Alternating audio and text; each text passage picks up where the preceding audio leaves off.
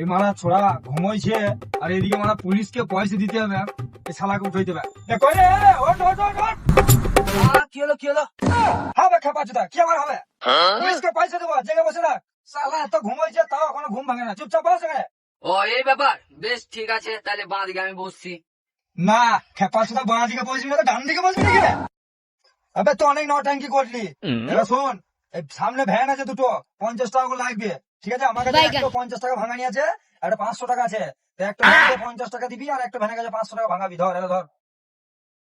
শালা খেপা চোদা এখনো ঘুম ভাঙছে না, সুতা করে বাস। না উস্তাদ, 4 দিন ধরে ঘুমাই নাই বলে ঘুম লাগছে, ওই জন্য ঝুলে পড়ে যাচ্ছে।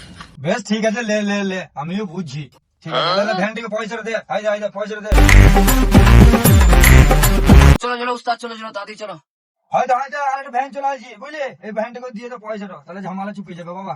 বেশ বেশ, তাহলে ঠিক আছে। এ মারা 5 টাকা নোট তো পুলিশকে দিয়ে দিলাম, মারা ভাঙানি দিতে ভুলে গেছি। তাদের মারা উস্তাদ যদি জানে আমার গান খাটিং করে নিলে, বাচ্চার জন্য কিছু তো একটা বাহানা দিতেই হবে। উস্তাদ, মুদ লেগে যায়, গাড়িটা একবার সাইড করো। মারা মুদ লেগে গেল। বেশ ঠিক আছে, সাইড করছি দাঁড়া। যা মুতে উস্তাদ, 5 টাকা নোট তো পুলিশকে দিয়ে দিয়েছি, দিতে ভাঙানি দিতে ভুলে গেছি।